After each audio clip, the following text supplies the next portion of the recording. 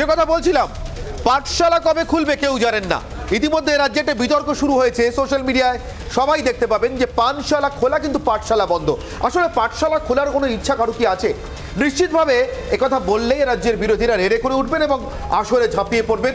যাবতীয় দোষ এ রাজ্যের সরকারের ঘাড়ে ঠেলে দেবেন যে এ রাজ্যের সরকার, বিরোধীদের ভাষায় কোট আনকোট তৃণমূল কংগ্রেসের সরকার, কোট আনকোট মমতা বন্দ্যোপাধ্যায়ের সরকার আসলে স্কুল খুলতে চায় না। আচ্ছা বেশ, মেনে নিলাম। একটু আশপাশের রাজ্যগুলোর দিকে তাকিয়ে দেখে আসুন, কোন রাজ্যে সরকার স্কুল খোলার জন্য এখনো পর্যন্ত ইতিবাচক পদক্ষেপ করেছে?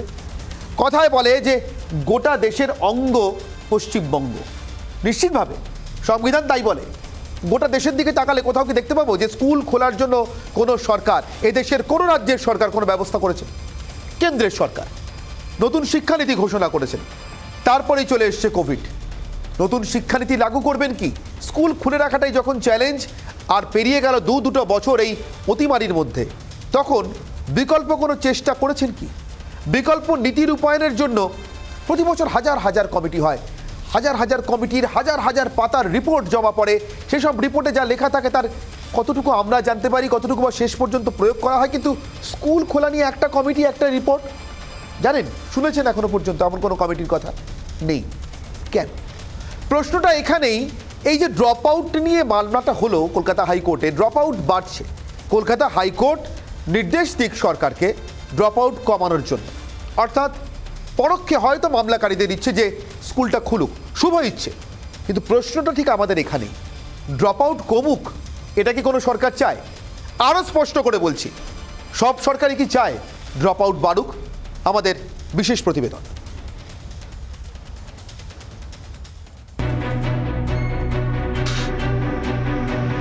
জিম, রেস্তোরাঁ, পানশালা, সিনেমা হলের প্রয়োজনীয়তা কি পড়াশোনার থেকেও বেশি?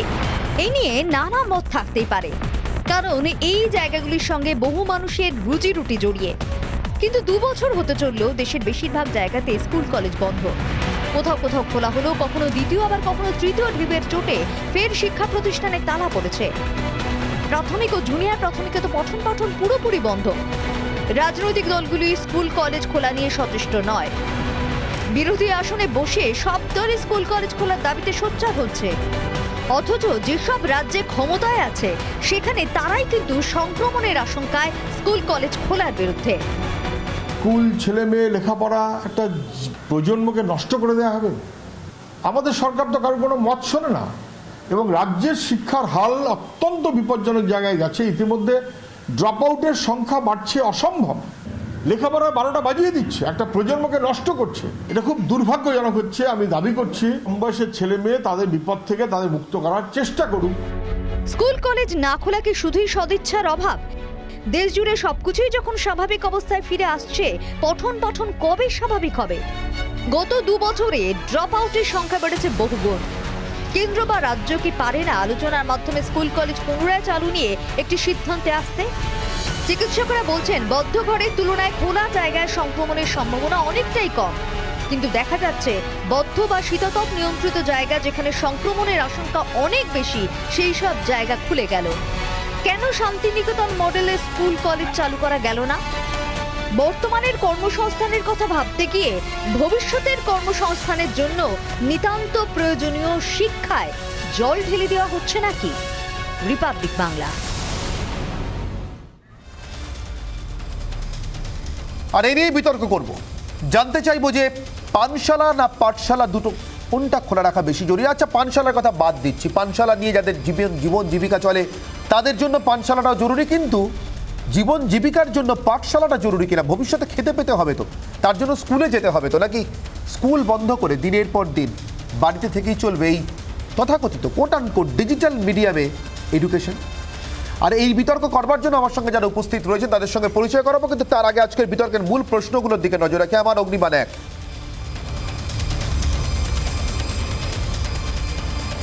2 বছরেও স্কুল খোলার পরিকল্পনা নেই কেন? কোন স্তরে কারোর কোনো পরিকল্পনা নেই কেন? অগ্নিবাণ 2।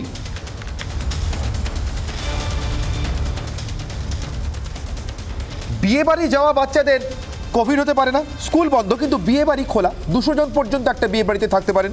সাম্প্রতিকতম রিল্যাক্সেশন বা ছাড় তাই বলছে। আচ্ছা, বিয়ে বাড়িতে বাচ্চারা যায় না, গেলে ওখান থেকে কোভিড হতে পারে না? অগ্নিবাণ 3।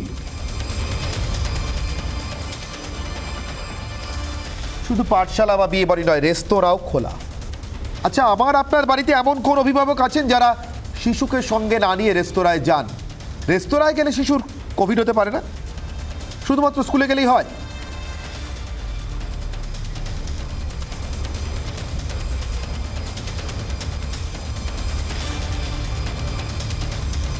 আমার সঙ্গে উপস্থিত অতিথিদের সঙ্গে আপনাদের পরিচয় করে দিয়ে আমার সঙ্গে উপস্থিত রয়েছেন তৃণমূল কংগ্রেসের মুখপাত্র কোহিনুর মজুমদার, আমার সঙ্গে উপস্থিত রয়েছেন অধ্যাপক পার্থপ্রতিম বিশ্বাস, আমার সঙ্গে রয়েছেন শামস মুসাফির, এআইডিএসওর স্টেট সেক্রেটারিয়েট মেম্বার, এবং আমার সঙ্গে রয়েছেন এক অভিভাবিকা সুবর্ণা সিনহা দত্ত। সবাইকে স্বাগত জানাচ্ছি। নতুন যে অতিথিরা আরও আলোচনায় যোগ দেবেন তাদের সঙ্গে আপনাদের আলাপ পরিচয় নিশ্চিতভাবে করিয়ে দেবো। আমার সঙ্গে কিছুক্ষণের মধ্যে আলোচনায় যোগ দেবেন সায়ন বন্দ্যোপাধ্যায়, যে আইনজীবী, কলকাতা হাইকোর্টে ড্রপ আউট কমানোর জন্য মামলাটি করেছেন। কিন্তু যারা উপস্থিত রয়েছেন তাদের সঙ্গে কথা শুরু করার আগে, কোনো বিতর্কে কোনো প্রশ্নে যাওয়ার আগে, এই মুহূর্তে অভিভাবকরা ঠিক বাড়িতে কি অবস্থায় দিন কাটাচ্ছেন, কতটা শঙ্কা এবং কতটা অনিশ্চিত ভবিষ্যতের আশঙ্কা নিয়ে আমি জেনে নেব সুবর্ণার কাছ থেকে। এই শেষ 2 বছর কেমন কাটলো আপনার? নিজের শিশু সন্তানের ভবিষ্যৎ নিয়ে আপনি কতটা নিশ্চিত? আমরা তাদের স্টাডিটা কন্টিনিউ করাচ্ছি ঠিকই, অনলাইন ক্লাস বা আরো সবকিছু স্টাডি মানে বুকস দিয়ে, কিন্তু স্কুলে গিয়ে তারা যেটা মানে যেটা তারা যে শিক্ষাটা পেতো সেটা কি তারা পুরোটাই কি বাড়িতে মানে পেতে পারছে অনলাইন ক্লাস দিয়ে? এবার আমার দিক থেকে আমি যেটা ফিল করি, আমি তাকে স্কুলে পাঠাতে চাইছি, সবই ঠিক আছে, কিন্তু স্কুলে গিয়ে যেসব মানে সেফটি মেজারমেন্ট কোভিড এর জন্য যেগুলো আমরা বাড়িতে ফলো করি, বা আমার সাথে বাচ্চা বাইরে গেলে আমরা যেভাবে বাচ্চাকে টেক কেয়ার করি, সেভাবে কি সে স্কুলে কি সেই মানে সেইগুলো কি তাদের ওপর ফলো হবে? আজকে স্কুলে যাবে, সে মাস্ক পরে কতটা টাইম থাকতে পারবে, বা মানে যখন সে কোনো মানে টিফিন খাবে বা কোনো ফ্রেন্ডসদের সাথে কথা বলবে কতটা ডিস্টেন্স মেনটেন করবে, এগুলো কি আমি এনশিওর করতে পারবো বাড়িতে বসে? আমার মনে হয়, দেখুন, বুঝতে পেরেছি সুবর্ণা আপনার বক্তব্য। আমি আবারও আপনার কাছে ফিরবো। অরুণ শাহ, বিজেপি মুখপাত্র, আমার সঙ্গে আলোচনায় যোগ দিয়েছেন, আপনাকেও স্বাগত। কিন্তু আমি প্রথমেই চলে যাব কোহিনুর বাবুর কাছে, তৃণমূল কংগ্রেস মুখপাত্র। কোহিনুর বাবু, এই জন্য আপনার কাছে প্রথম আসা নয় যে আপনাদেরকে টার্গেট করবো, আপনারা তৃণমূল কংগ্রেসের রাজ্যের সরকার চালাচ্ছেন, সুতরাং আপনারাই হিট লিস্টে রয়েছেন। স্কুল কলেজ খুঁজছে না, দায় আপনাদের না, একটুও না। ভারতবর্ষের এতগুলো রাজ্যের মধ্যে একটি অঙ্গরাজ্য পশ্চিমবঙ্গে আপনারা সরকার পরিচালনা করছেন। কিন্তু কোহিনুর, আমার প্রশ্ন, আর 5টা রাজ্যের সঙ্গে অনেক জায়গাতেই তো পশ্চিমবঙ্গ আলাদা। আমাদের রাজ্যে কন্যাশ্রী আছে, আমাদের সঙ্গে রূপশ্রী আছে, আমাদের রাজ্যে স্কুলে যাওয়ার জন্য ছেলে মেয়েদের যারা অসুবিধা না হয় তার জন্য সবুজশ্রী সাইকেল আছে। আমাদের রাজ্যে আরও অনেক কিছু আছে যা অন্য রাজ্যে নেই, এবং তার জন্য আমরা আপনাদেরকে গর্ব করতে শুনেছি। আমরা নিজেরাও বাঙালি হিসেবে অন্য রাজ্যে গিয়ে হয়তো গর্ব অনুভব করেছি যে আমাদের রাজ্যের সরকার এতটা ভাবেন মানুষের কথা। সে রাজ্যের সরকার 2 বছর ধরে স্কুল খোলা নিয়ে কি ভাবলেন কোহিনুর, বা জানতে চায় বাংলার মানুষ। দেখুন, একটা হচ্ছে এই বাচ্চাদের কোভিড এর যে টিকাকরণ, সেই টিকাকরণ প্রসেসটা স্টার্ট হয়ে গেছে এবং বিভিন্ন স্কুলে ক্যাম্প করে টিকাকরণ প্রসেস চলছে। 2 নম্বর হচ্ছে, আপনারা জানেন যে ট্রান্সপোর্টের উপর যে প্রেশার, সেই ট্রান্সপোর্টের উপর প্রেশারটা তখনই কমবে যদি আমরা পুরো কাটেল করি। সেখানে কাটেল করতে হয়েছে শিক্ষার, এবং স্কুল তো আমাদের অপশনাল নয়, মানে আমার ইচ্ছা হলো আমি স্কুল এলাম, ইচ্ছা হলো স্কুল গেলাম না, জিম বা রেস্তোরাঁর মতো। স্কুল মানে হচ্ছে আমাকে যেতেই হবে, এটা অপশনাল হতেই হবে, এটা যেতেই হবে। সেই জন্য স্কুল যদি সবসময় ছাত্ররা গিয়ে প্রত্যেকদিন যাওয়া আসা করে, সেখানে সংক্রমণ অনেক বেড়ে যায়, আমরা বিভিন্ন ক্ষেত্রে দেখেছি। তো এই কোভিড এর টিকাকরণটা হয়ে যাবে, এবং আশা করি আমাদের এই কোভিড তো সেরকম মার্কাটারি নয়, এই ফেজে আমরা দেখতে পাচ্ছি যে সেরকম মানে সংক্রমণ হলেও অতটা ফেটাল না, তো সেটা ধীরে ধীরে মিটে যাবে। শিক্ষা দপ্তর এটা নিয়ে ভাবছে, এবং খুব শিগগিরই স্কুল কলেজ সবই খুলে যাবে। আমি কোহিনুর একটা বিষয় আপনাকে জানতে চাইবো, একটু হয়তো অকওয়ার্ড লাগতে পারে শুনে কোহিনুর, কিন্তু নির্দিষ্ট করে আবারও বলছি, আপনার উদ্দেশ্যে প্রশ্নটা হলেও শুধুমাত্র আপনার জন্য নয়, জাস্ট জিজ্ঞাসা করছি। আচ্ছা কোহিনুর, এই যে বয়স পর্যন্ত আপনি পৌঁছেছেন, কখনো কোনো আত্মীয় স্বজনের বিয়েতে নির্ভর হয়েছেন কোহিনুর? না, সেরকম হওয়ার সুযোগ হয়ে ওঠে। আচ্ছা, আমার হয়েছে, আমি আপনাকে বলি, আপনারা হয়তো অভিজ্ঞতার মধ্যে থাকবে। নিতবরের বয়স কিন্তু সাধারণভাবে 10-11 বেশি হয় না, নিতকনেরও তাই। এবার আপনি ভাবুন কোহিনুর, 12 বছরের নিচে বাচ্চাদের ভ্যাকসিন পাওয়ার কোনো সম্ভাবনা নেই এই দেশের বর্তমান আইন অনুযায়ী। এর জন্য তৃণমূল কংগ্রেস সরকারের কোনো দায় নেই। আমি বলছি দেশের আইন অনুযায়ী, দেশ যেভাবে চলছে, দেশের ভ্যাকসিন বা টিকাকরণ যেভাবে চলছে, স্কুলে যাবে না 10 বছরের, 11 বছরের বাচ্চা, 9 বছরের বাচ্চা। কিন্তু 200 জন মানুষ উপস্থিত আছে, এমন বিয়ে বাড়িতে যাবে, নিতবর হবে, তা আমি নিতকোণে হবে, আবার বলছি মা বাবার সঙ্গে যে- যাবে, হ্যাঁ। 1 মিনিট কহিনুর আমি শেষ করে নি, মা বাবার সঙ্গে যাবে, নেমন্তন্ন টেবিলে বসে পাত পেড়ে খাবে, 200 জন মানুষ উপস্থিত কহিনুর, আর ক্লাসে 40টা বাচ্চার মধ্যে আমাদের যেতে দিতে আপত্তি কেন কহিনুর? আমরা কি চেষ্টা করলে পারতাম না 40টাকে কমিয়ে আরো 20 করে স্কুলটা চালু করতে? না, আমি আবার বলছি, স্কুল 50 জন আসবে 50 জন আসবে না এরকম করে তো হয় না। আর বিয়ে বাড়ি বা রেস্তোরাঁর ক্ষেত্রে ওটা একদিন হয়, স্কুলটা রেগুলার হয়। আপনি একদিন যেভাবে সামলে, একদিন যেভাবে আপনার গাইডেন্সের মধ্যে রেখে আপনি যেভাবে কোভিড প্রোটোকলস ফলো করতে পারবেন, স্কুলের বাচ্চাকে স্কুলের মধ্যে রেখে 50 জন 60 জন একসাথে বসে সেটা করাটা অত্যন্ত মানে অসম্ভব ব্যাপারই প্র্যাকটিক্যাল। তাই জন্য এইভাবে মিলিয়ে ফেলাটা আমার মনে হচ্ছে বড্ড রকম জেনারেলাইজ করে দেওয়া হচ্ছে, বড্ড একরকম কথা ওই আমাদের মানে ইম্যাচিওর কথাবার্তার মতো হচ্ছে, যেরকম ওই ফেসবুকে মিম টিম বেরিয়ে লোকে লাইক টাইক পায়, এর থেকে বেশি কিছু না। বিয়ে বাড়িতে লোকে একদিন যাচ্ছে, লোক প্রতিদিন বিয়ে বাড়ি যাচ্ছেন এবং গার্জিয়ান নিয়ে যাচ্ছে। কিন্তু কহিনুর কোনো গ্যারান্টি নেই ওই একদিনের বিয়ে বাড়িতে 20 মিনিট বা আধ ঘন্টা বা 1 ঘন্টা থাকাতেই কোভিড হবে কিনা। আমি বলতে পারি বাড়িতে থাকলেও আমার বাচ্চার কোভিড হবে না, এই গ্যারান্টি নেই। আমি ঠিক এখান থেকেই আমার বাচ্চার কোভিড হবে, আমি ঠিক এখান থেকে প্রশ্ন নিতে চাইছি কহিনুর, আমি বলছি প্রবাবিলিটিটা কোন জায়গাটা, প্রবাবিলিটি কোন জায়গায় বেশি আছে? বেশ, অরুণ শাহ বিজেপি মুখপাত্র আমার সঙ্গে রয়েছেন, আমি দেখি তারা কি বলছেন। অরুণ শাহ, আপনারাও কি মনে করছেন যে স্কুলটা খুলে দিলে, স্কুলে বাচ্চারা গেলেই সব থেকে বেশি সম্ভাবনা, সব থেকে বেশি আশঙ্কা কোভিড হওয়াটাই, আর সব চলুক, স্কুলটা বন্ধ থাকুক?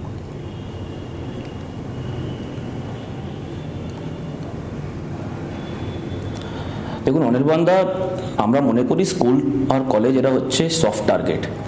আমরা বারে বারে দেখছি যে ডেটা ইনফেকশন নিয়ে মিথ্যাচার চলছে এবং বারংবার আমরা দেখছি তৃণমূল কংগ্রেসের নিজেদের মধ্যে একটি দ্বন্দ্ব রয়েছে যে ওদের কি পদক্ষেপ নেওয়া উচিত। এই সরকারের জন্য ক্লাসের চেয়ে বেশি গুরুত্ব হচ্ছে গ্লাসের। পানশালা খোলা থাকবে কিন্তু পাঠশালা বন্ধ থাকবে। এখন আমি দেখছি কইনুরদা বলছিলেন যে ভাই প্রত্যেক দিন স্কুল হলে কিন্তু সম্ভাবনা বাড়বে, কোভিড ছড়ানোর সম্ভাবনা বাড়বে। এবার অন্যদিকে আমরা দেখছি যে 15 to 18 যে পপুলেশন, সেই পপুলেশনের যে গতিতে ওদের ইনকুলেশন প্রসেসটা চলছে, আগামী দিনে কয়েকদিনের মধ্যে কমপ্লিট 15 to 18 পপুলেশন কিন্তু ইনকুলেট হয়ে যাবে। আমি তৃণমূল কংগ্রেসের মুখপাত্রকে জিজ্ঞাসা করতে চাই, এই ইনকুলেশন প্রসেসটা শেষ হলে কি ক্লাস 9 থেকে ক্লাস 12 পর্যন্ত যে পড়ুয়ারা স্কুলে পড়ছেন এদের জন্য কি স্কুলটা খুলে দেওয়া হবে? কারণ আমরা দেখছি ব্যাঙ্গালোরে এবং মধ্যপ্রদেশে 50% ক্যাপাসিটি নিয়ে স্কুল চলছে। তো সেই দিকে তৃণমূল কংগ্রেস কি বলতে চায় সেই জিনিসটা ওনারা আগে একটু ক্লিয়ার করুন। আরেকটা জিনিস অরুণ বাবু আমি আপনার কাছ থেকে ক্লিয়ার করতে চাইবো, দেশের সরকার, আমি কহিনুর আপনার উত্তর নেবো, কহিনুর আপনার উত্তর নেবো, আমাকে একটু আমি নেবো উত্তর, কহিনুর আপনার কাছ থেকে উত্তর নেবো নিশ্চিতভাবে, কিন্তু আমার তার আগে অরুণ বাবুর জন্য প্রশ্ন আছে।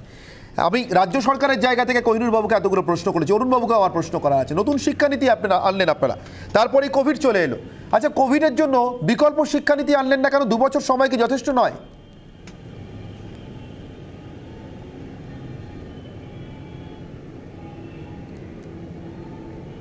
বিকল্প শিক্ষানীতিতে যথারীতি আমাদের কেন্দ্রীয় মন্ত্রী উনি যা বিবৃতি দেওয়ার আছে দিয়েছেন, এবং এনইপি নিয়ে যে আপনি প্রশ্ন করছেন সেটা যথারীতি উইথ ডিউ প্রসেস লাগু হবে এবং আগামী দিনে আপনারা এটা প্রি প্রসেস। না অরুণ বাবু, আপনি আমার কথাটা এড়িয়ে যাবেন না প্লিজ, আমার প্রশ্নটা এড়িয়ে যাবেন না অরুণ বাবু। আমার প্রশ্ন, গোটা দেশে সমস্ত রাজ্যে দেখুন, যে যেখানে বিরোধী আসনে আছে খুব সহজে সরকারের দিকে আঙুলটা তোলা সহজ। আপনারা এখানে বিরোধী আসনে আছেন, আপনারা বলছেন তৃণমূল কংগ্রেসের সরকার স্কুল চালাতে যায় না। আচ্ছা, আপনারা যেখানে সরকারে আছেন সেখানে কোথায়, কোন রাজ্যে স্কুল চলছে, রমরমিয়ে চলছে? আপনারা নতুন একটা নীতি এনেছেন এই 2 বছরে কোভিডের জমানায় যে এইভাবে আমরা স্কুল চালাবো, ক্লাস চালাবো, সত্যি করে বলুন তো।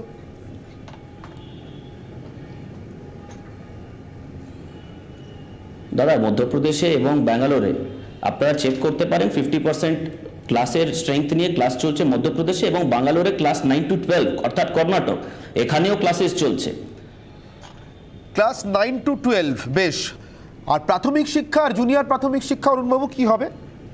কোভিড তো চলে যাবে, এই ছেলে মেয়েগুলো ড্রপ আউটের সংখ্যা যাদের বাড়ছে, যাদের জন্য এই মামলাটা হয়েছে, ইনকুলেশনের প্রসেসটা দিনের পর দিন বাড়বে।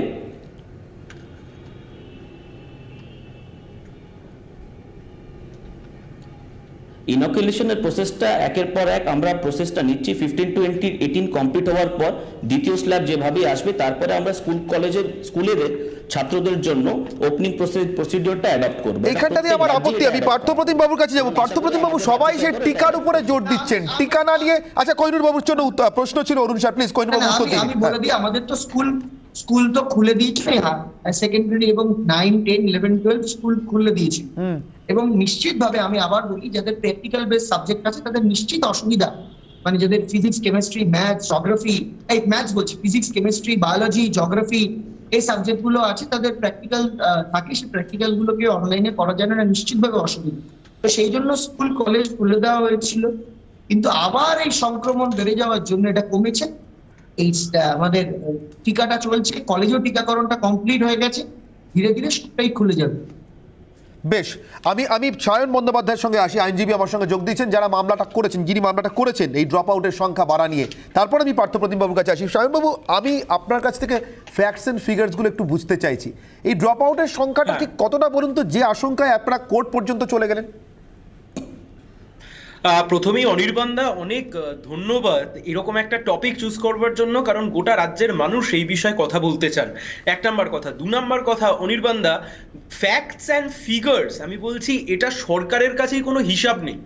আমরা কিছু news paper cutting 1 number, 2 number Indian research পেপারের একটা তাদের কিছু ডেটাবেস দেখে, সেটা অল ইন্ডিয়া বেসে, যে ডিজিটাল ডিভাইড কিভাবে তৈরি করা হয়েছে অনির্বাণদা, এটা খুব স্বাভাবিক বিষয়। আমি খুব খুশি হলাম যে তুমি প্রাথমিক শিক্ষার কথা আজকে বললে।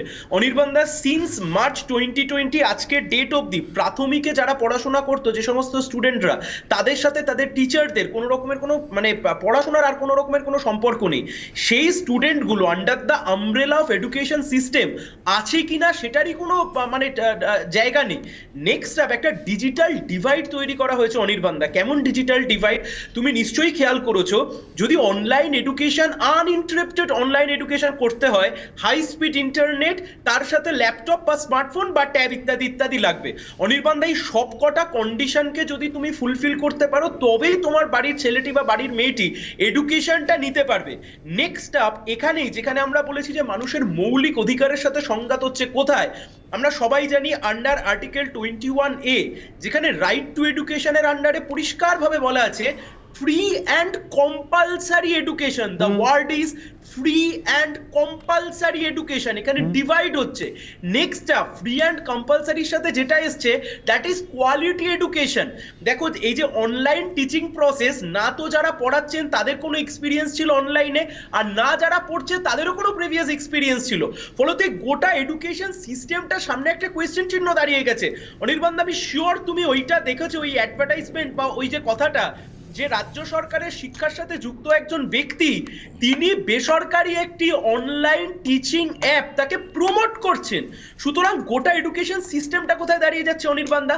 নেক্সট আরেকটা বিষয়, অ্যাডভোকেট জেনারেল বারংবার আদালতের মধ্যে বলেছেন আমাদের রাজ্যে vaccination rate is up to the mark, 18 বছরের ওপরে যাদের ভ্যাকসিনেশন হয়েছে। সেক্ষেত্রে সেখান থেকে দাঁড়িয়ে দেখলে তাহলে কলেজ ইউনিভার্সিটিতে যারা পড়ে তাদের একটা মেজর পার্সেন্ট স্টুডেন্ট তারা এই মুহূর্তে ভ্যাকসিনেশন তাদের প্রসেস কমপ্লিট করে ফেলেছে। তাহলে রোটেশন ওয়াইজ কেন কলেজ চালানো যাবে না, এর তো একটা উত্তর থাকতে হবে। রাজ্য সরকারকে তো একটা উদ্যোগ গ্রহণ করতে হবে। যে রাজ্যের সরকার নাছোড়বান্দা হয়ে একদম পুরো রিজিড থেকে যারা গঙ্গাসাগর মেলা করাতে পারলো এই সময়ের মধ্যে, যারা জঙ্গলমহল উৎসব করাতে পারছে, যারা কেন্দুলি মেলা করাতে পারছে, জুনমালিয়া মেদিনীপুরে ফিতে কাটতে যেতে পারছেন মেলায়, তাহলে শিক্ষা ব্যবস্থায় তাদের প্রবলেমটা কোথায়? আর আজকে তুমি এই আলোচনাটা করছো মামলা হয়েছে ড্রপ আউট নিয়ে। তুমি আজকে আমাকে বলো তো, রাজ্য সরকারের তরফ থেকে, রাজ্য কিংবা কেন্দ্র, তুমি ড্রপ আউট নিয়ে কবে কোন কথাটা বলতে শুনেছো? অনির্বাণ, আমি কনক্লুড করবো যে জায়গাটাতে, দেখো হেলথ ক্রাইসিস হোক বা ইকোনমিক ক্রাইসিস হোক, লং রানে আমরা কিন্তু এখান থেকে বেরিয়ে আসবো। কিন্তু আজকে যে ক্রাইসিসের মধ্যে দিয়ে আমরা যাচ্ছি, এই right two education, mid day meal, এত কিছুর পরে কিন্তু মানে ছাত্রছাত্রীদেরকে স্কুলমুখী করা গেছিল। কিন্তু আজকে যে সিচুয়েশনের মধ্যে দিয়ে যাচ্ছি আমরা, ড্রপ আউটকে যদি এখানে না আটকানো যায়, লং রানে কিন্তু ভয়ঙ্কর একটা ক্ষতচিহ্ন রয়ে যাবে, আর তার দায় কিন্তু এই সরকারগুলোকে বয়ে বেড়াতে হবে। নির্বাণদা, বেশ, আমি কোহিনুর হাত তুলছেন সায়ন বলার পরে, আমি কোহিনুর চট করে একটু বলবেন, আমি পার্থপ্রতিম বাবুর কাছে যাবো প্লিজ। না, সিপিএম আজকে এত বড় বড় কথা বলছে। সিপিএম এর আমলে মণিপুর আর বিহারকে টপকে বাংলা পেছন থেকে 3 নম্বর ছিল স্কুল ড্রপ আউটের ক্ষেত্রে। আর আপনারা জানেন যে এই বছরই আমরা প্রাথমিক শিক্ষায় পশ্চিমবঙ্গ 1 নম্বর স্থান পেয়েছে। তাই পশ্চিমবঙ্গ সরকার গত 10 বছরে অন্তত যারা মাতৃভাষা মাতৃদুগ্ধের নাম করে ইংরেজি তুলে দিয়েছিল প্রাথমিক শিক্ষা, তাদের থেকে অনেক বেটার পারফরম্যান্স আর এডুকেশন। আপনি থাকুন না, আপনার কেউ সাথে তোমার বলিনি আমি। 10 বছরের এক এক হিসাব করে, এক এক চাইনি করে। কোহিনূর, কেন কেন ডাইভার্ট করছো? গত সেটা নিয়ে অবৈতনিক শিক্ষা বামফ্রন্ট সরকারের আগে কার নাম আপনাদের মনে থেকে পড়ে? অনেক বেটার পারফরম্যান্স আছে। উইমেন এম্পাওয়ারমেন্ট থেকে মহিলাদের স্কুল ড্রপ আউট, আবার women empowerment? তুমি কি বুঝতে পারছো না আমি তোমাকে বাংলায় বলছি যে স্কুল ড্রপ আউটের সংখ্যা বেড়েছে? আপনাদের বাড়ির নেতারা তুমি কি বুঝতে পারছো না? Should I আর বাকিরা speak in English? বা হিন্দি, ইংলিশে বলবো? হিন্দিতে বলবো?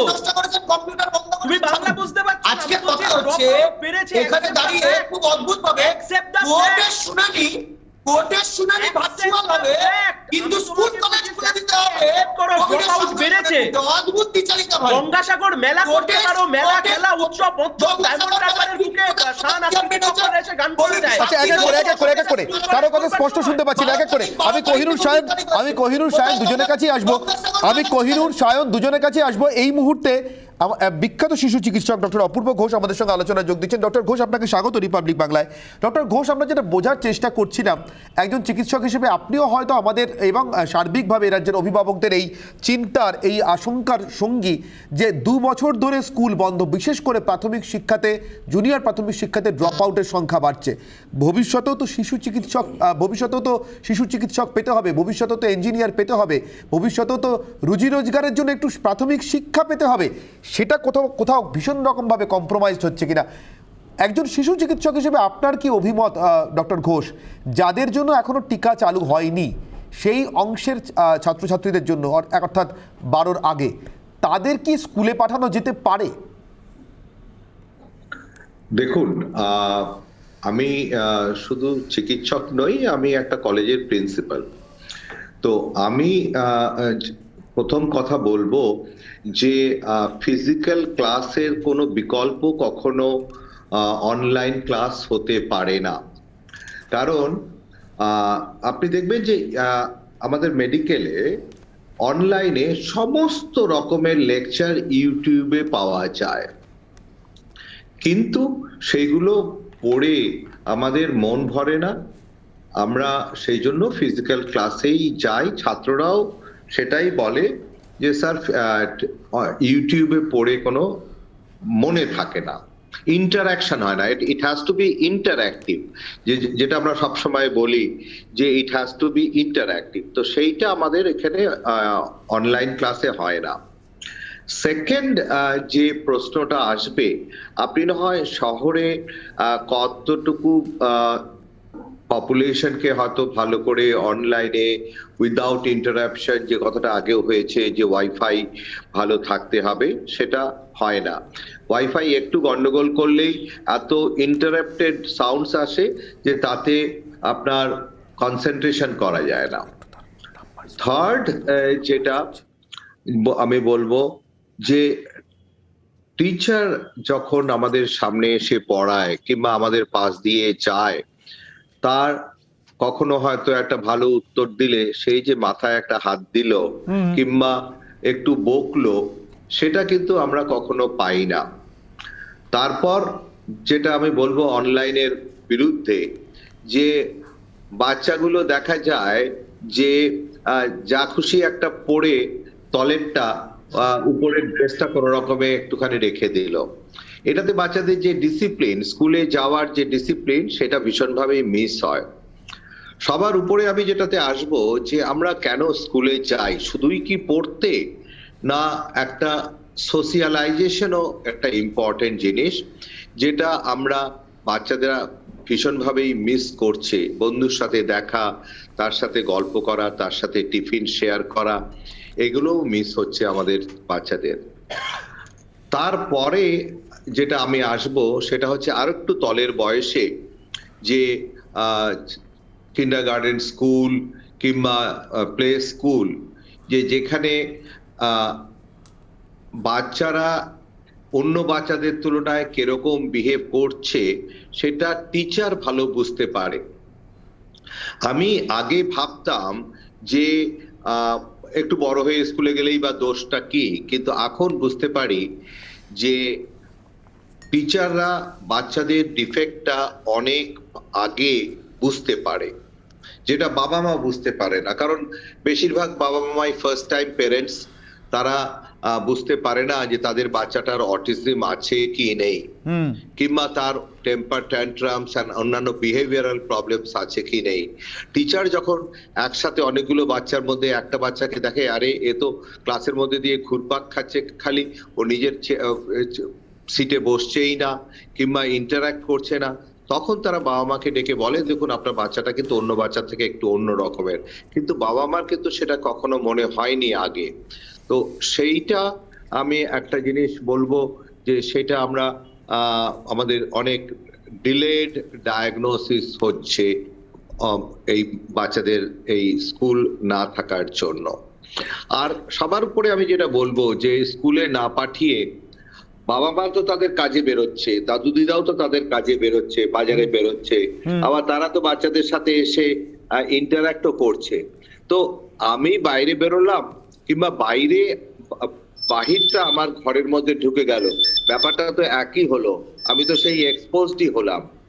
এবং সেটা আমরা এইবারের ওয়েভে আরো বেশি দেখতে পেলাম যে বাচ্চারাও ইনফেক্টেড হয়ে যাচ্ছে বড়দের থেকে, কারণ এই ওমিক্রনের ইনফেক্টিভ রেটটা অনেক বেশি।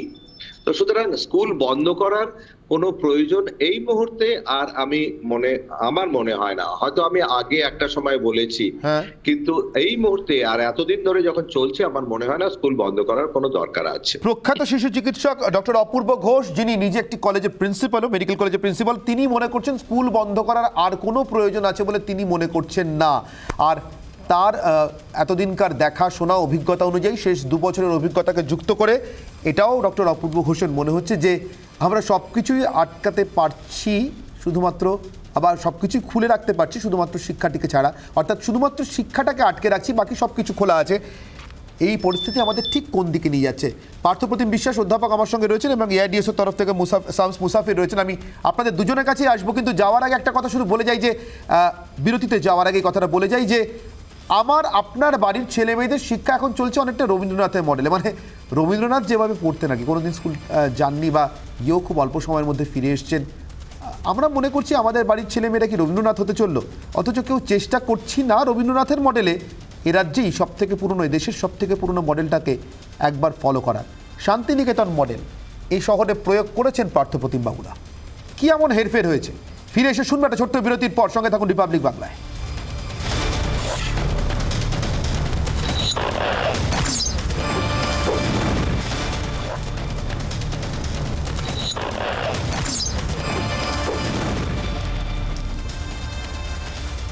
দীর্ঘক্ষণ বিতর্ক করেছি আমরা যে স্কুল খোলা সম্ভব ছিল কিনা এবং স্কুল খোলা নিয়ে আদৌ কোনো পরিকল্পনা আছে কিনা কোনো স্তরের কোনো সরকারের। আমি সেই বিতর্কেই ডক্টর পার্থপ্রতিম বিশ্বাস এবং এআইডিএসওর তরফ থেকে রয়েছেন শামস মুসাফির, আমি দুজনের সঙ্গে কথা বলবো। কিন্তু তার আগে এতক্ষণ বিতর্কের পর যে আমার মধ্যে মূল প্রশ্ন হিসেবে উঠে এসছে আমার আজকের ব্রহ্মাস্ত্র,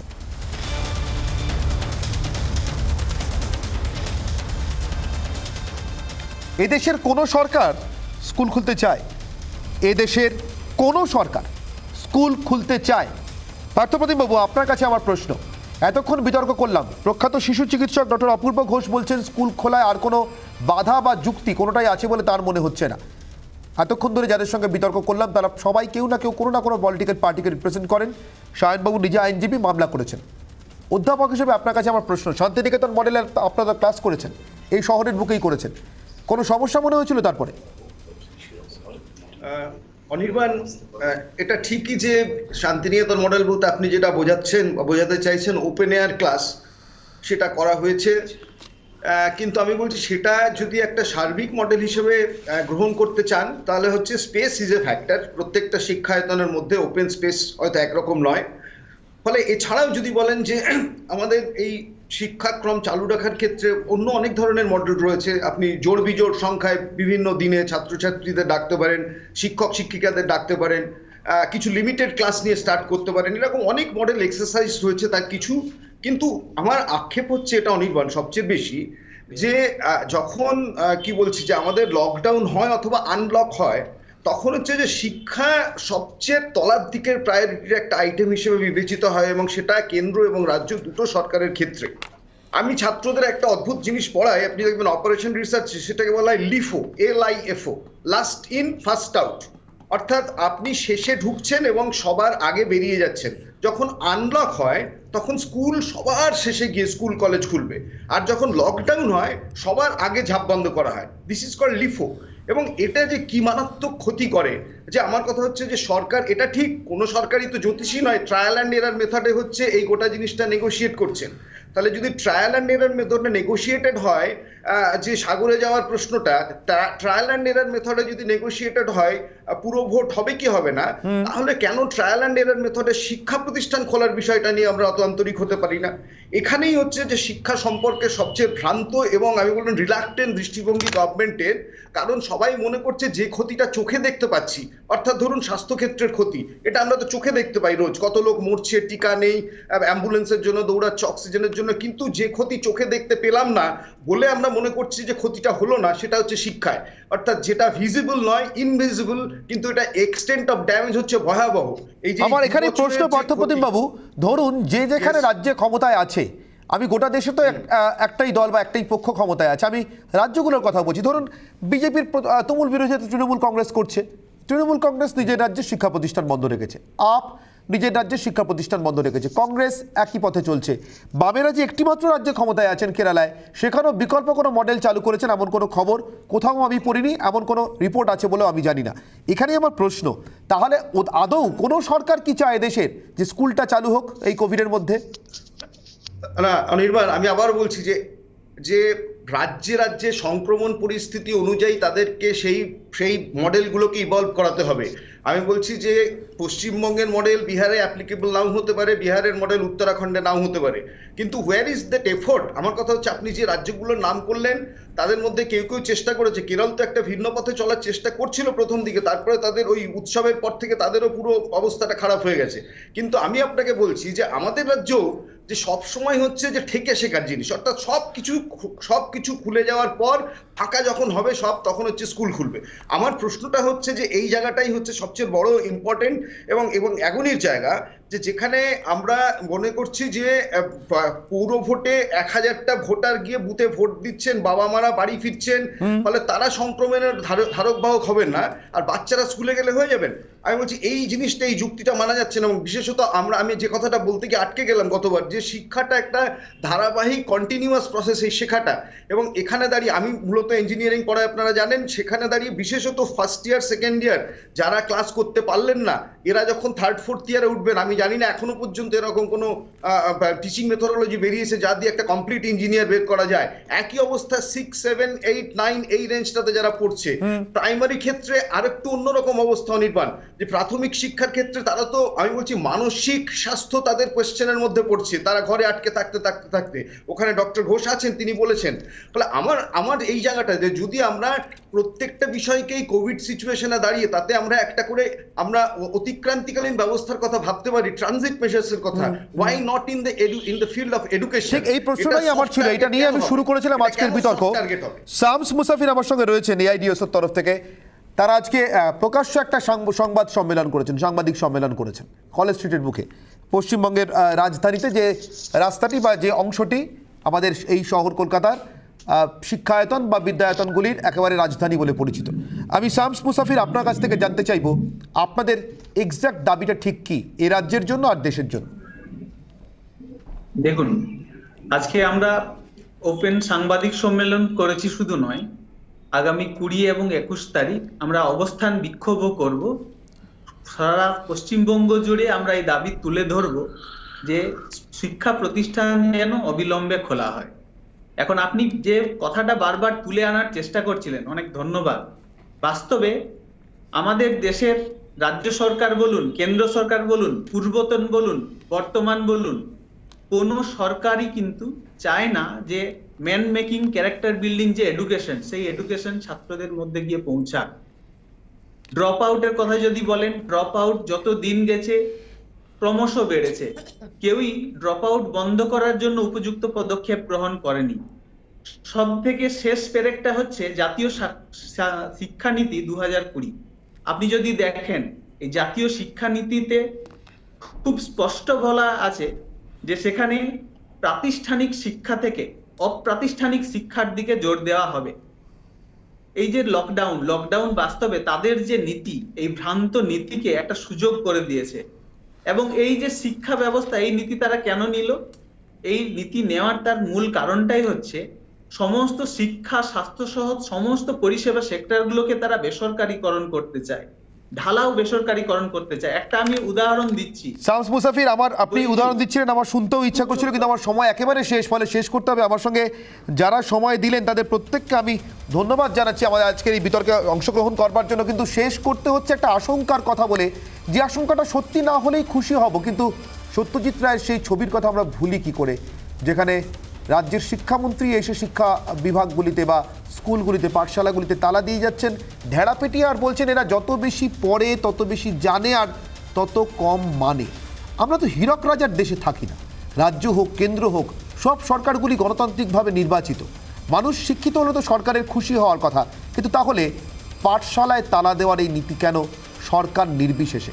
মানুষ জবাব চান, এবং একই সঙ্গে চান স্কুল, কলেজ, শিক্ষায়তনগুলি দ্রুত খুলুক, যত দ্রুত সম্ভব। আজকের বিতর্ক এখানেই শেষ করছি। ফিরে আসছে ছোট্ট বিরতির পর অনির্বাণের অগ্নিবাণের ব্রেকিং নিউজ সেগমেন্টের সব থেকে বড় ব্রেকিং খবরগুলো নিয়ে। সঙ্গে থাকুন রিপাবলিক বাংলায়।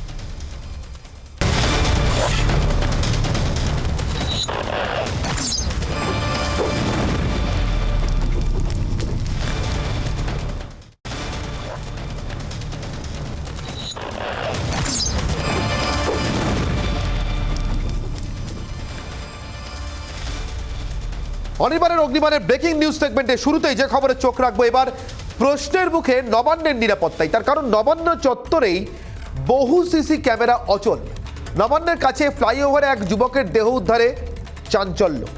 ঘটনা তদন্তে নেমে ফুটেজের খোঁজ পড়তেই আরও বেশি চাঞ্চল্য, বলা যায় চাঞ্চল্যকর তথ্য। তার কারণ সিসি ক্যামেরাগুলো অচল। ফুটেজটা মিলবে কোথা থেকে? কথা বলবো আমাদের প্রতিনিধি বিশ্বনাথের সঙ্গে। বিশ্বনাথ, কিন্তু ভয়ঙ্কর ঘটনা, রাজ্য প্রশাসনের সদর দপ্তর, সচিবালয়, স্টেট সেক্রেটারিয়েট, তার সামনে নিরাপত্তার জন্য রাখা সিসি ক্যামেরাগুলো অচল।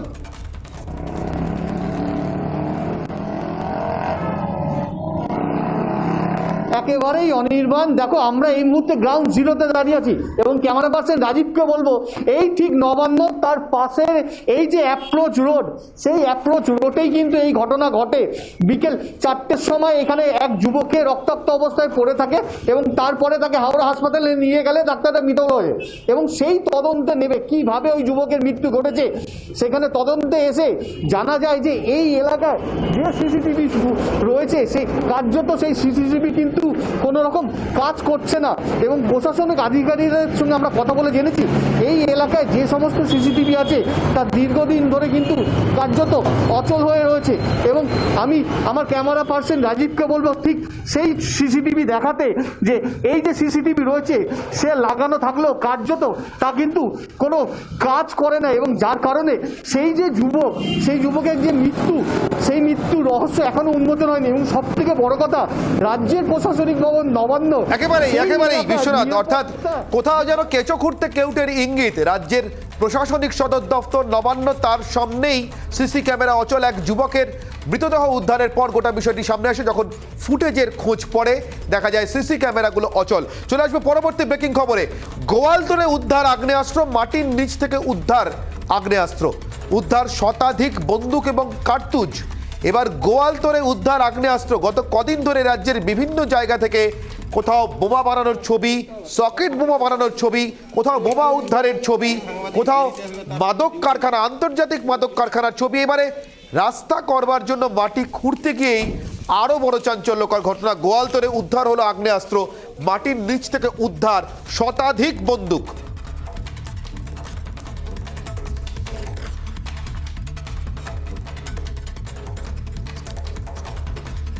দেখা যায় যে কেউ কোথাও বিদায় ঘন্টার আওয়াজ শুনতে পাওয়ার পর নিজেদের জরুরি সম্পত্তি কোথাও লুকিয়ে রেখে গিয়েছিলেন, এবং সেটা 1 দশকের বেশি সময়ের পর কোনোভাবে জানাজানি হচ্ছে, ফাঁস হচ্ছে বা উদ্ধার হচ্ছে। বাকিটা তদন্তকারীরা দেখবেন, বুঝবেন। চন্দ্রখানা রোড এলাকায় কোনোদিন অস্ত্রের রাজনীতি ছিল না। অস্ত্রের রাজনীতির আমদানি যারা করেছিল তারা মাওবাদী, আর সেটা ছিল জঙ্গলমহলে। যদিও চন্দ্রখানা রোড এলাকা হিসাবে, বিধানসভা কেন্দ্র হিসাবে জঙ্গলমহলের মধ্যে পড়ে, কিন্তু এখানে কোনোদিন অস্ত্রের কোনো রাজনীতি ছিল না। আর যে জঙ্গলমহলে অস্ত্রের রাজনীতি আমদানি হয়েছিল, সে আমদানির যারা হোতা মাওবাদী, তাদেরকে নিয়ে এসেছিল তৃণমূল। এখন এটার উত্তর দিতে পারবে তৃণমূল। আর সেই সময় মাওবাদীদের জনসাধারণ কমিটির মুখপাত্র যিনি ছিলেন তৃণমূলের, তিনি রাজ্য সম্পাদক হয়েছিলেন, রাজ্যের অন্যতম সাধারণ সম্পাদক করেছিলেন তাকে। তাদেরকে জিজ্ঞেস করলে তারা বলতে পারবে কাদের অস্ত্র। পশ্চিমবঙ্গে অস্ত্র উদ্ধার হবে, বিভিন্ন অলিতে গলিতে বোমা পাওয়া যাবে, তো কোনো অস্বাভাবিক ঘটনা নেই, স্বাভাবিক ঘটনা। অস্বাভাবিক হলে সেটা সংবাদ হবে। এ রাজ্যে খাগড়াগড় ঘটনা ঘটলে সেখানেও কেন্দ্রের চক্রান্তের কথা বলা হয়। সে রাজ্যে কিছু টুকরো বোমা টোমা পাওয়া গেছে, ওগুলো কোনো বিষয় না। উনি বিজেপিও চিন্তিত নয়, বাংলার মানুষও চিন্তিত। কথা বলবো, নিউজ রুমে রয়েছেন আমাদের সিনিয়র এডিটর ময়ূখ রঞ্জন ঘোষ। ময়ূখ, যথারীতি চাপানুতর শুরু হয়ে গিয়েছে। কার বন্দুক, কোন আমলের বন্দুক, কারা রেখে গিয়েছিল? মেইন স্ট্রিম পলিটিক্যাল পার্টি নাকি জনযুদ্ধ গোষ্ঠী হয়ে মাওবাদীরা, অথবা জনসাধারণের কমিটির কোনো নেতা যিনি পরবর্তীকালে তৃণমূলের সঙ্গে যুক্ত হয়েছেন বলে সুশান্ত ঘোষের ব্যাকা উক্তি।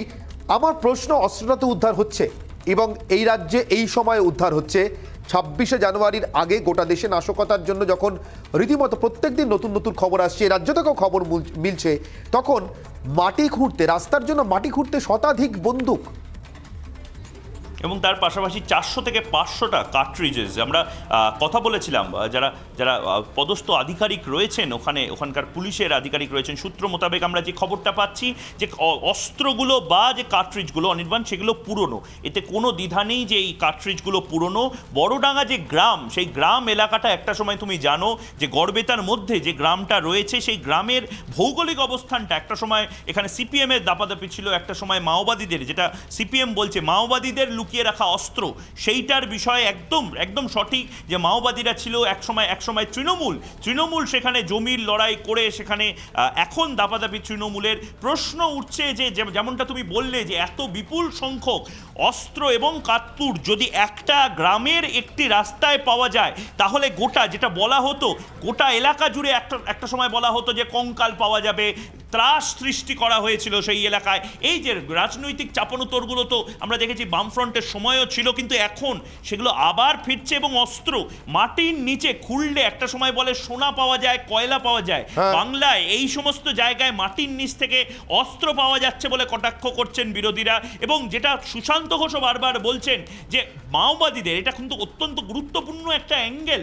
যদি একটা বিরোধী দল রাজনীতি করার জন্য বলে, আমার ব্যক্তিগতভাবে মনে হয় অনির্বাণ, এবং এটা কার্যত ন্যাশনাল সিকিউরিটির অ্যাসপেক্টেও কোনো ধরনের ঢিলেমি না করে এই জিনিসগুলো দেখা উচিত যে সত্যি এই জিনিসটা রাজনৈতিকভাবে একটা আলটপকা মন্তব্য, না এর পেছনে গভীর কোনো জায়গা লুকিয়ে আছে যেখান থেকে বলা হচ্ছে যে মাওবাদীরা এই জায়গাতে আবার অ্যাক্টিভেটেড হচ্ছে। একেবারে ধন্যবাদ তোমাকে সিনিয়র এডিটর ময়ূখ রঞ্জন ঘোষ সরাসরি নিউজ রুম থেকে ছিলেন আমাদের সঙ্গে। আজকে বিধানসভা ছিল পাবলিক অ্যাকাউন্টস কমিটির চেয়ারম্যান বিতর্কে, অর্থাৎ যে 64 পাতার আবেদন জমা দিয়েছিলেন শুভেন্দু অধিকারী রাজ্যের বিরোধী দলনেতা, সেই বিতর্কের পরিপ্রেক্ষিতে শুনানি, এবং সেই শুনানিতেই আস্থা নেই বলে, এবার ওই শুনানিতেই আর আস্থা নেই বলে মন্তব্য করলেন শুভেন্দু অধিকারী। আর পাল্টা মন্তব্য আসছে যে হতাশা থেকেই শুভেন্দু অধিকারীর এই আচরণ।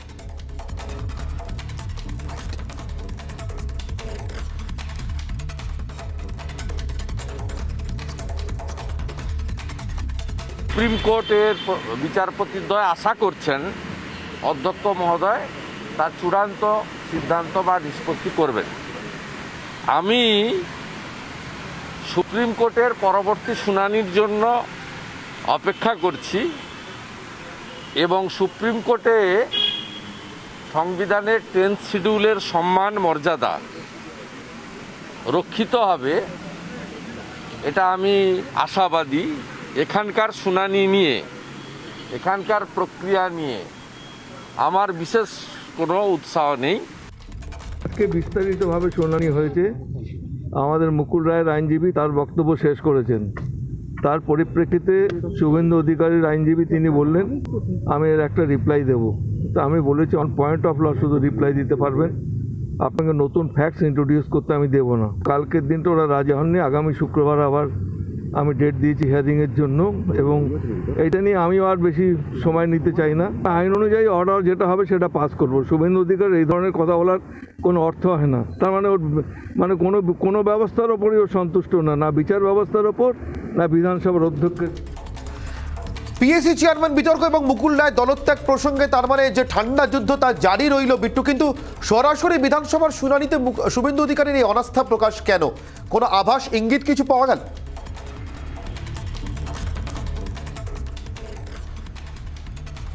দেখো, একটা ইঙ্গিত যেটা মিলছে যে শুভেন্দু অধিকারীর তরফে যে আইনজীবীরা রয়েছেন তারা কিন্তু তাদের তরফে যথাযথ প্রমাণ তারা দাখিল করেছেন, সেই প্রমাণে কার্যত সন্তুষ্ট নন স্পিকার, এমনটাই আমরা জানতে পাচ্ছি। অন্যদিকে মুকুল রায়ের তরফে যারা আইনজীবীরা রয়েছেন তারা কার্যত প্রমাণ করে দিয়েছেন বিধানসভার অন্দরে যে মুকুল রায় এখনো পর্যন্ত বিজেপিতে রয়েছেন, তিনি তৃণমূলে যোগদান করেননি। এবং শুধু তাই নয়, মুকুল রায় যে ধরনের বক্তব্য রাখছেন বিভিন্ন জায়গায় যে বিজেপি বিভিন্ন ভোটে জয়ী হবেন বা তিনি এখনো পর্যন্ত বিজেপিতে আছেন, সেই ভিডিও ফুটেজও পর্যন্ত ব্যবহার করা হয়েছে। কাজেই যেটা তৃণমূল কংগ্রেস বারবার বলছেন যে মুকুল রায় তার শারীরিক অসুস্থতা থেকে এই ধরনের মন্তব্য করছেন, সেখান থেকে দাঁড়িয়ে কিন্তু সেই ভিডিও ফুটেজগুলোই কার্যত মুকুল রায় যারা আইনজীবী তারা এই শুনানিতে ব্যবহার করলেন। এবং এখানে দাঁড়িয়ে শুভেন্দু অধিকারীর বক্তব্য, তিনি এই যে শুনানি হচ্ছেন সেই শুনানিতে একেবারে আপাতত তোমাকে ধন্যবাদ বিট্টু। কথা বলছিলাম আমাদের প্রতিনিধি বিট্টুর সঙ্গে। অনির্বাণের অগ্নিমান এখানেই শেষ করছি। এরপর চোখ রাখুন সোজাসুজি স্বর্ণালীতে।